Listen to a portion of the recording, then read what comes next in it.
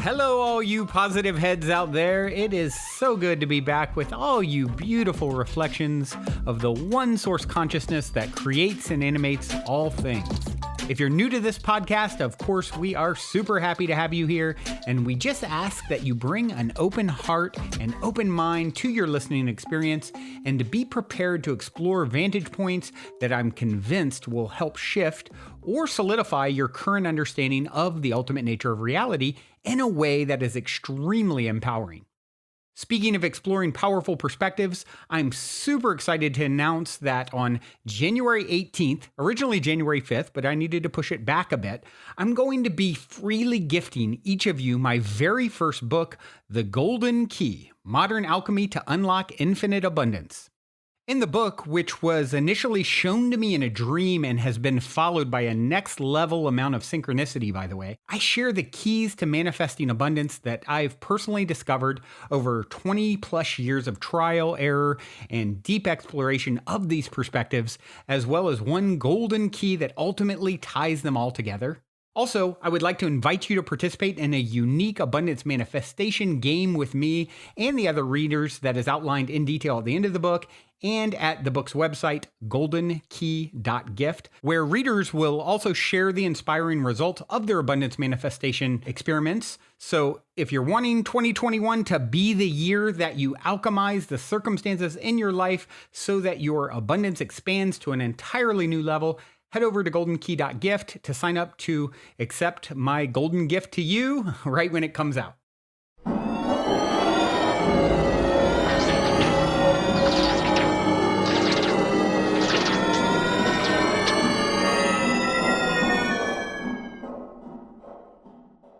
All right, all you positive heads, welcome back to another episode of the Positive Head Podcast. I am your host, Brandon Beecham. Dalien the alien is here alongside me, giving me the Vulcan salute. Is that in honor of seeing the new Star Trek this weekend? Live long and prosper. Yes. It was an honor. I thought it was okay. I didn't love it. The movie? I didn't hate it. Yeah. I actually thought I would like it a little more. I was hyping it up for you, and then you invited me and your son to see it, and not my favorite. We were all like, yeah, that was okay. But, entertaining, I suppose, on some levels. Yes. Still, however, the one thing that Star Trek brings to popular culture that I think is so great, Brandon, their vision of future humanity is like an enlightened humanity. Yeah, they don't really like make it into dystopian, wasteland.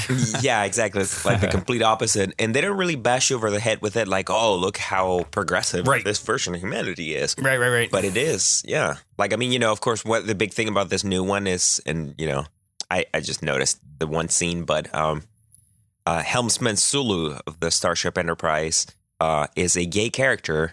He's got a husband and a daughter in the movie.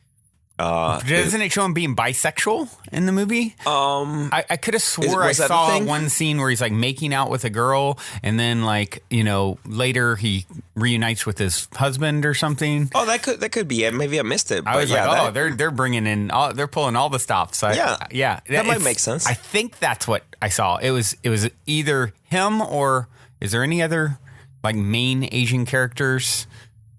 Then it was him. Yeah, I missed that. Yeah. But, exactly. I mean, it's gay, bisexual. So you get some cool points for that one, Star Trek. Yeah, there you go. J.J. Abrams.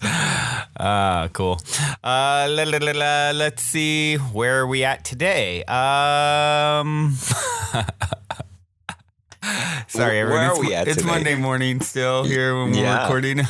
I was sure where I was at a second ago, but until now I started making weird noises and that was funny. It cracked me up. We did get a review this morning that I woke up to that made me very happy. It made me skip, jump, and make weird noises by Hey There Lefty. I'm a lefty, so maybe it's written to me. It says, hey there, I just have to say, wow, a lot of content gets covered in each podcast, each one displaying its own takeaway message. I learn something new every time I tune in. I usually listen to about 4 or 5 episodes, old and new, a day while I'm driving. I've been using the information provided in the podcast to aid me in life, and I've found such a huge difference from just changing my perspective and the way I think. Everything discussed in the podcast is gold, and those who listen with open minds and the will to live an amazing life will benefit tremendously from listening. Thank you guys so much for a great show. I tell just about anyone who will listen to me about the podcast. Wow, that's a great review. Certainly makes me smile and skip and jump and all those things. Thank you so much. Hey there, Lefty, for writing in and completing the love, completing the circle of love that we're putting out into the world, because this is a labor of love, and hearing that feedback definitely fuels us to continue with this awesome experience sharing with you guys. So anyone else who hasn't taken the chance to review on iTunes, we'd certainly love you if you did. We'll love you if you don't, but it helps us to reach new people, et cetera, et cetera. So, please do so if you can. Or, at the very least, tell someone that you know. Maybe post on Facebook a particular episode that you like. You can easily share it. Tell your friends, family, someone that you think would benefit. Helping us to spread the positivity is I think a very beautiful thing, and what comes around goes around, right? So, thank you guys. Dalien, you've got a story for us, right? Yeah, I checked out a couple of things on futurism.com. It's the website of, I don't know if it's of the property of friend of the podcast, Jordan Lejeune. Oh, yeah. Jordan, who actually co-founded High Existence. Right. Joined the Futurism team. So actually, that's one of the earliest podcasts. If you guys should go back and check it out. Really, really good one. Anyway, yeah, very cool. Yeah, Brandon. And it's a couple of stories that actually started blending together for me. It was weird. My browser started kind of meshing them together, meshing them. A mashup? The words. A story mashup? Yeah. And actually, the story is of a mashup, the main one that I found. Dun, dun. Yeah. So weird synchronicity, something like that, huh? It's actually pretty interesting. The theory that you have heard something like this, it's actually a mainstream theory now, that the Earth and Moon are the product of a cosmic collision, right? Yeah, I've heard this. Yeah. So this theory is sort of an elaboration of that, but it's basically that the Earth and Moon aren't just the collision of, our planet with another large celestial body. Essentially, there were two distinct planets, Brandon, that collided, and that resulted in the Earth and Moon. Wow. So I guess the Earth basically shares a large portion of material with this original planet that was not the Earth. Wow. That actually, according to the article, has been dubbed Theia. But by some other Greek goddess. You know what? Actually, this made me think of, Brandon, is that it could have something to do with the now confirmed Planet X. I mean, now that we know that there's Planet X, and of course that immediately set off like the warning bells of some people who have, studied the whole Nibiru or Planet X, that the Zachariah Sitchin stuff. Yeah, all of that stuff. That may play a part into it, but of course these guys don't get into it. But this article by Futurism, entitled "Scientists Assert That Earth is Really Made Up of Two Different Planets," goes into a bit of the most recent evidence that shows why that might be the case. And there's features of the Earth and Moon's composition that have made that have sort of been pretty puzzling from very early on. I guess material between the Earth and the Moon, Brandon, is pretty well distributed, meaning that the two are distinct bodies, of course, but they share quite a bit of, like, for example, I remember reading here that scientists were saying something like oxygen isotopes or some other isotope like that exists in both the Earth and Moon, and it's identical in both. Like there's no difference where they would expect to perhaps see some difference, right? Wow. They're virtually identical, right? So that, would account for a lot of this common origin. Right. But the other article that I was checking out that I thought was interesting was concerning the quantum effect. And I guess it was just a recent study, Brendan, that documented the quantum effect working at a fairly large physical distance here, like 400 miles or so. Oh, yeah, I've heard of this. Yeah, I think it's the longest... Quantum entanglement. Yeah. It's the longest human distance that we've been able to conclusively measure the effect taking place at. And even though I didn't read this article in detail, this is the article that Since actually it was started. mashed up, you thought you'd mention it. Got it. Yeah. It's so that was pretty weird. What you really needed to have the ultimate mashup was the new. There's new evidence, I guess, that we have a second moon too. Have you seen this? Where No. Yeah, there's supposedly another moon. So yeah, everything. Oh, are you referring to the natural asteroid that the Earth now has? Yeah, something like that. So I haven't even read it in detail. I've just seen it pop up, and I've been meaning to get around to reading it. But yeah, supposedly a second moon is in orbit around the Earth. So the Earth is made up of 2 planets. We've got 2 moons. Hey guys, just keep your mind open.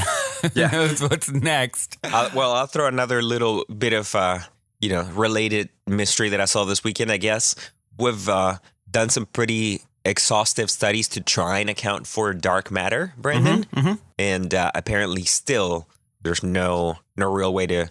It's something that I think I saw on Dig just yesterday, but apparently dark matter continues to be quite elusive, even though we're giving it like our best efforts to try and crack that mystery. So every time you crack a mystery, like 10 appear in its place. Yeah. All right, then. So moving right along, I would like to get into a positive pondering breakdown of the day. And this simple but powerful and insightful quote is from none other than Leonardo da Vinci. And it goes, "Simplicity is the ultimate sophistication." It's so easy in these times to get so complicated with our lives and to so caught up in the rat race, so to speak, and all these ideas and comparisons and, strivings to make something of ourselves, to be some, status, climb the ladder, the social ladder, so to speak. And I believe this is one of the biggest mistakes that people make, is getting caught up trying to get somewhere, to become something other than what they already are.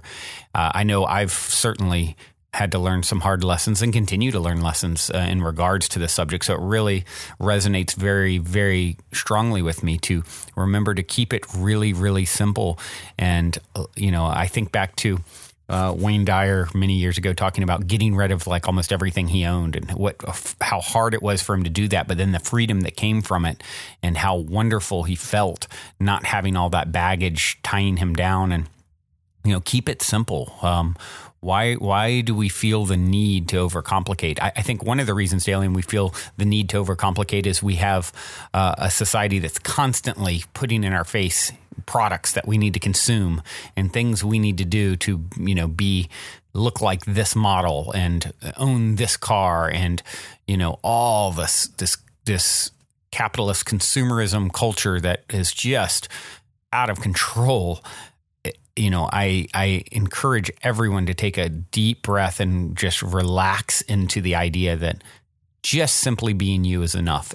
You have already made it just to be here, just to go through the things that you've been through and to have the wonderful outlook and attitude and still be getting up and striving to become, the best that you can be. You are a success. So simply be with that. Find simple pleasures, the simple things. That's where it's at. It's always the simple things. I believe when we're on our, deathbed, no one's going to be thinking about, did I strive and bust my butt really hard to have that fancy car and I'm going to miss that car? It's not what you're thinking. You're thinking of those simple moments with family and friends and, create experiences over stuff all day long. Create those experiences for yourself and find joy in the simple moments, because they are always fleeting. And that's something I'm such a nostalgic person myself. And I don't necessarily think that's the best thing, Dalien, because it's like almost like I appreciate things after they passed more than when they're there. And that's something that I'm really trying to focus my attention on, being in the now and finding the simple pleasures in these moments and realizing that they're all, transient. They're always, passing, fleeting. It's a special moment in each moment that won't come back. And This particular little video clip I love because someone posted it in the Positive Heads Facebook group. And it's really cool, Dalien, because it was a girl named Anna who lives in Austin, and she had written in a few days ago, and I noticed the artwork on her Facebook page, sort of I forget what it is, the background image, the main background image on her page was the same tapestry that's hanging right to the left of you right now, Dalien. So it was cool. She wrote in, and then I sent her a picture of that, and we had a really cool exchange. And she just posted this video on the Positive Heads group page on Facebook, and it's called Mindfulness, featuring Mount Wolf. It's in Banff, Canada, which another listener and very dear friend of mine, Beta Rad, just got back from there. So you can find this on the Ecote Travelers YouTube page. It's very short, but it was very touching and beautiful. So let's take a listen.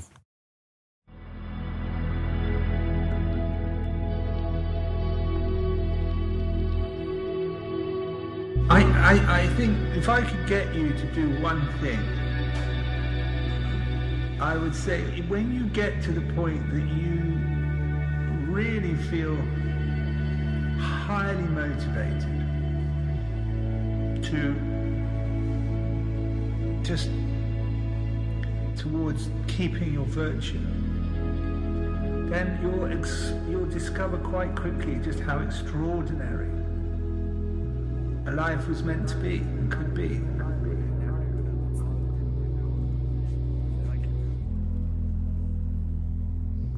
And it's just we get so messy. It's not that we're doing lots of wrong things, but our mind is so messy. We don't keep it simple.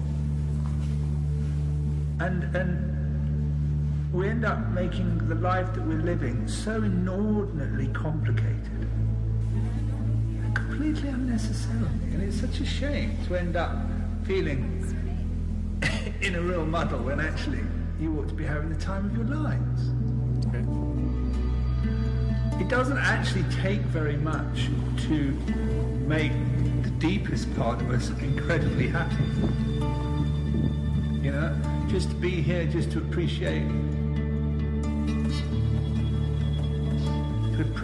being here.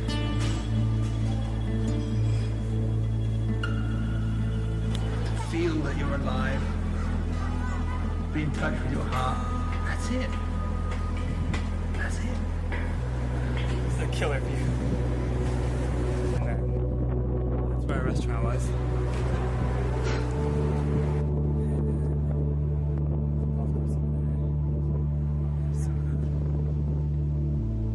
It takes mindfulness to come to a human life. And then above that, it takes mindfulness and virtue to come to a fortunate human life. The chance to be part of this happens briefly. The invitation is not to show how inventive and imaginative you are, but how much you can notice what you're already part of. So yeah, I really love the fact that came from someone posting, and just as I was about to record, I said, "Oh, I love it. This is a great topic. Let's talk about this. Let's bring it in." And what a beautiful and profound message. Keep your mind simple. Don't make it so messy. I know my mind has been very, very messy at times about things I need to achieve. And something that I really, really strive to do and feel good about is having those high moral standards, doing the right thing. That is where the fortunate experiences come from, always doing the right thing or striving to always do the right thing. Yeah, for me, it's easy to really, I guess because of my personality, to live the more simple lifestyle when it comes to material possessions. And I've made to the reference before to the fact that I don't have many right now. Right. But really, I mean, I suppose that's part of, due to the fact that I don't really covet things, I suppose. But I can see how there's just the certain kind of phenomenon that takes place where in this culture and society, of course, you can expect to own a number of things by the time you're an adult, right? I mean, even by your early adulthood. And what I see is that like there's just this trend that's really easy to continue where, of course, all those things define you in some way. And so the ego just really kind of uses them as, you can see this really pretty obviously with some people, but the ego uses really things to, of course, gain a sense of self. So in a sense, all these things that you collect throughout your life really are part of who you are. And if you're very unconscious of this, then yeah, you may begin to kind of stockpile and hoard, all these things, right? So for some people, I guess like the whole hoarding problem that you see now, even on television. Yeah, quite the reflection of this, right? Yeah, is sort of like the more extreme form of this issue here. But in a sense, it's just something that happens. And again, it's, somewhat natural to, extend ourselves to the things we own. And not just that, but to really define ourselves through some of our, our most key possessions. I would, for example, see it as pretty obvious that like some people love their luxury vehicles. And, for guys that are very into cars, I try not to really have too much of like a judgment, for example, when it comes to something like that, because cars is something I'm not personally really into. But for example, one thing I can do is like appreciate them, right? I think a lot of course, like beautiful luxury or sports cars are really cool, right? And the thing is, I'm a musician. So for example, for me, a guitar is definitely something like a prized possession. When I see like, there's a couple of electric guitars here and I try to take care of them, for example. I play them, regularly. So that's just another thing that's just, really an extension of you. But ultimately, do you just hoard a bunch of stuff? It's keeping it in its right place, essentially, right? Yeah, exactly. And you definitely can gain a sense of ownership or stewardship over things, but not, being possessed by them. Yeah. So, because that's a reverse process. Yeah. Definitely a powerful few-minute little clip there. It takes mindfulness and virtue to come to a fortunate human life. That's all you need. You don't need anything else. Be aware of the simplicity and beauty of what's around you and bring virtue to any of your decisions. What would love do now? What is the highest choice that you can make? This will give you all the beautiful experience that you crave, that we all crave. It's such a simple formula and it's so often overlooked. Well, Dalien, getting down to it for today, out of imaginary time, but I do have a song, and today we were inspired by listeners. This came from another friend and listener, Kylie, an artist called Edamame that that she just turned me on to, and I really like it. It's certainly in line with Dalien and I's music preferences. It's Edamame, and the song is called Tongue. Hope you all enjoy. Also, before we cue up today's song, I wanted to remind you about the game with the universe on our website, where you can choose the first number that comes to your mind and it'll pull up that episode number of the podcast. I've been saying this is a great way to co-create synchronicity and magic with your higher self for quite some time. And if you go to positivehead.com/universe, there is a super fun and simple interface to play this game with your higher self. I firmly believe just by setting the intention to play in this way, it opens up the door for magic, and it's a synchronistic way to hone in on nuggets of wisdom out of the huge catalog of episodes that are specifically appropriate for you at this time in your journey to becoming the next greatest and greatest version of yourself.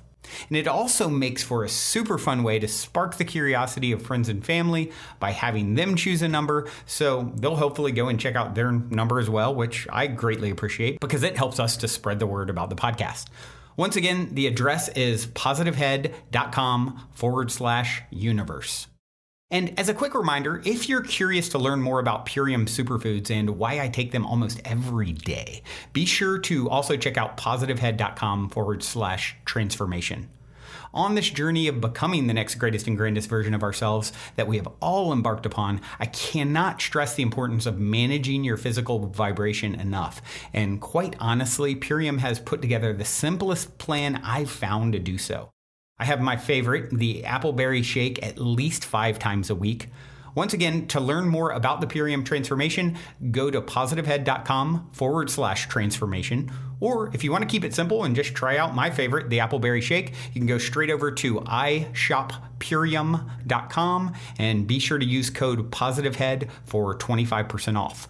I'll spell that for you. It's ishoppurium.com, and be sure to use your Positive Head 25% coupon code.